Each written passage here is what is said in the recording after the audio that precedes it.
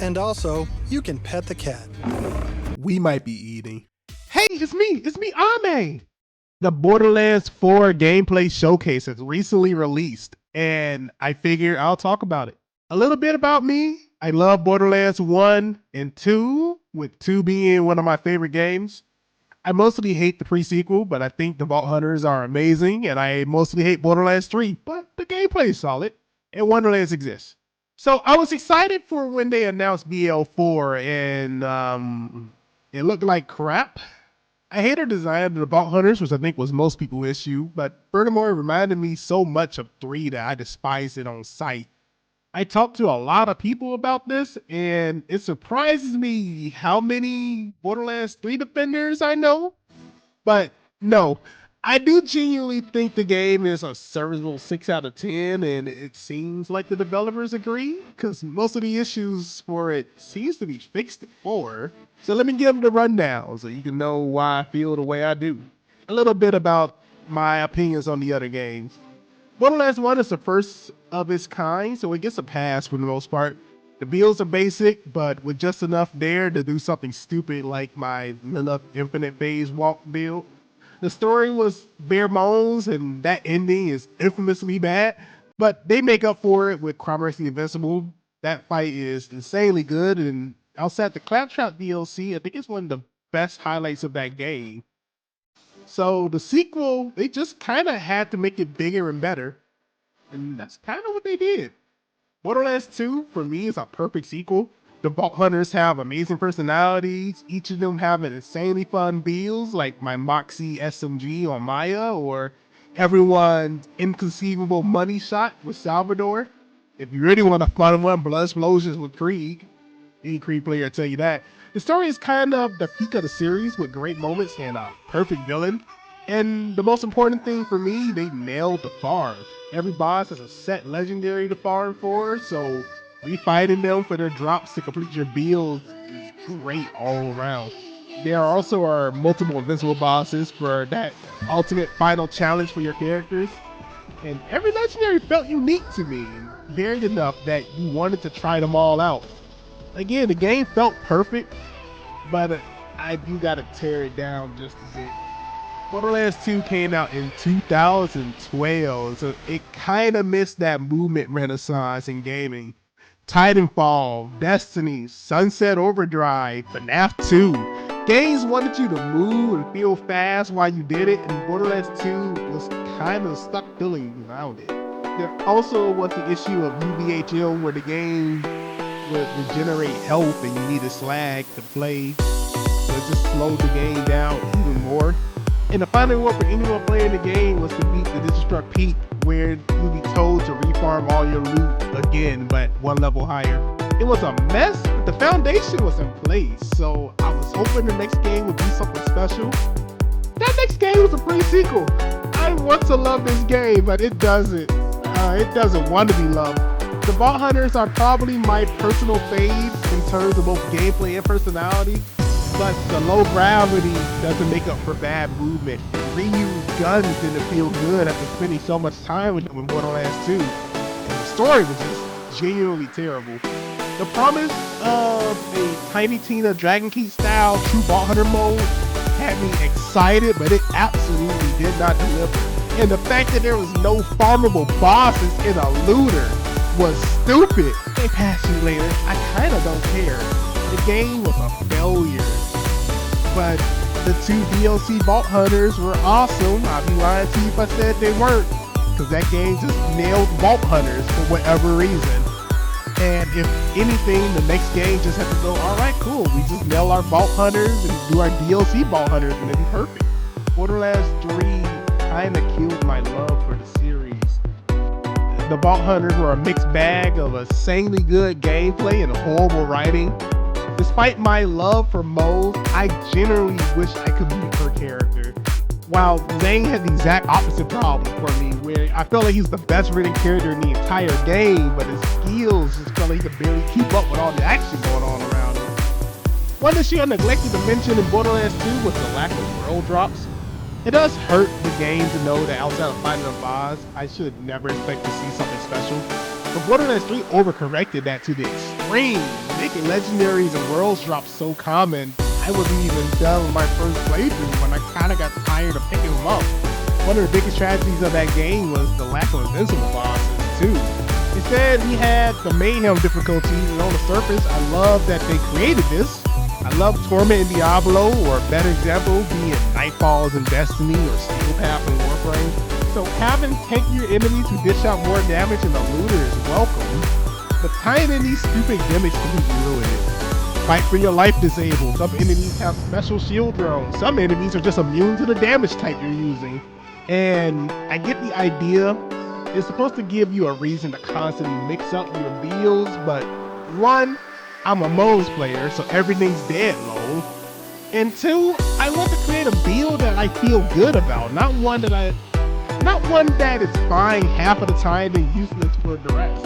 And with one or two boss-related weapon drops, King Call and the Reflux off memory, the drops worth thinking about in the entire game. You really were just done once you finished everything. The DLCs didn't add Invincibles, so there's no reason to come back and play them. I will defend the Old Blood expansion. I do genuinely think it's a fun habit. But the only real endgame we got was the takedown. One was a Ball of Glass ripoff and annoying.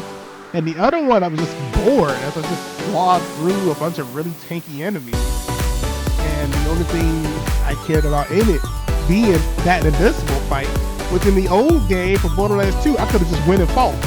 Now I just gotta be bored for like 30 minutes right before I'm run. And for added insult to injury, the game didn't even give us additional Vault Hunters. I was sort of over the game after the DLCs. I at least would have gave it a fresh run with a new character, but didn't even have that. So Borderlands 4 is a game that can't simply build on a foundation of what came before it. It has to start on essentially new ground to make up for what Borderlands 3 was. And guys, I think it's doing that. First off, I like the new designs of the characters. I don't know if they heard all our complaints, but they look so much better now in this recent showcase than they did in that first trailer where they showed them off. They're feeling very Borderlands now and not some new tales from the Borderlands. The game is looking like a good mix of futuristic Call of Duty with a small touch of Destiny, and that's surprisingly a good thing. It's actually looking a little bit more how I expected Marathon to look before they showed off how crappy that game was looking. I'm a little mixed on the glide stuff, but the grappling hook, climbing, personal vehicles, I think that's huge. Made the world feel a lot more open and less corridor-esque, so I'm here for it. It looks like D-pad weapon swaps are back, and yes, that's a huge thing for me. Dungeons in the form of vaults sounds cool, and again, I'm here for it if they do it right. I feel like this is the best way to get the takedowns from 3 without feeling like they need to give it emerald raid mechanics. So it could be fun, and it seems like they'll show you the unique drops on the map for it too. So yeah, again, I'm here for it. Let's talk about the elephant in the room. I don't think the humor is going to be there. It does seem like they're trying to take the story a bit more serious, so it is a big we'll see it when it comes to it. But the weird way they tried to blend humor and a serious story is kind of why I felt like Borderlands 3 dropped the ball so hard there.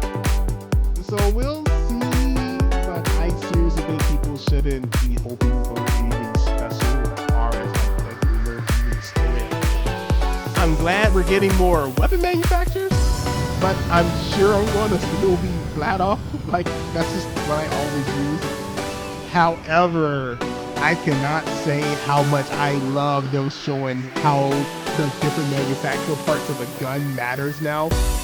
I remember watching Admiral Baru breakdowns in Borderlands 2 and caring so much about getting those perfect part versions of guns. And seeing that just made me feel nostalgic.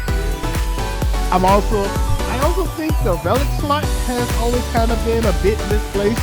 So seeing that now that's gone, they're like just tying it back into guns and having manufacturing bonuses. I'm like, okay, I'm here for it. Probably how it should have always been. Probably the most I've ever cared about it. Making legendaries feel special again was probably one of the best things they could have said. Glad they realized how much of a problem it was in 3, and I'm excited to have a reason to try it for I didn't mention it before, but I actually felt like pre-sequel was the closest the series came to getting it right. World drops felt just rare enough that I was excited when it happened, versus Borderlands 2 when I never expected it to happen. And it even made checking vending machines worthwhile in that game. There's always that chance of them being there. It just dropped the ball when it came to farming and also having interesting grenades and heavy weapons. I think it's pretty huge. I can see me probably caring about that more than I usually do. Here for it. The skill trees seem to be leaning a bit more towards Borderlands 3, where you have the augments for your different abilities and choose which of the three you want. It also seems like it's doing a bit more of its own thing too. I gotta see more, obviously, but the biggest thing for me when it comes down to skill trees is I want there to be more than just a number. I'm a big fan of cloud kill on Maya, where I shoot things and it makes an acid cloud appear. Not as big on something like flicker on Maya, where it's like, I have better status chance. Yay. As long as they have more of the former, not the latter, I think that'd be great. I also love the idea of the skill trees going down to their own mini skill trees in each category. That has the potential to be something crazy. I think they called them rep kits, but that was kind of interesting. Portable cooldown, health stuff. The cooldowns in general for the powers, it looked like they had a cooldown specifically for your augment ability, the heavy weapon stuff, and knowing that you can place that health stuff with like boss, like you say, movement speed and things. I think that's kind of cool too. I'm gonna see how that tying into things. Because again, like, this is how I'm feeling about all of this. The potential is there for this to be great. I got to say that the biggest win they could have possibly said, one, farmable bosses are back. Good. Would have been stupid if they didn't. That said, farmable bosses that I don't got to save and quit the game and reload it is huge. I can't believe we haven't had that till now. That's wild to me. But I am so glad it's finally there. If they make it because just the difficulty of the bosses as well, that might sell me on this game by itself. That's so yeah, I'm glazing this game right now. I absolutely had a strong feeling that this game was going to suck, and for all we know, it still could. But I went into this with such low expectations, and they definitely blew me out the water here, dude. So I'm ready for this. We get more of the gameplay in June, and honestly, I can't wait to see it now. But that's just my thoughts. I've been talking for way too long, but if there's something you guys like, then go ahead and subscribe. This is my gaming channel, so I talk about builds, news, discuss my favorite things, and who knows, the next thing might just be yours.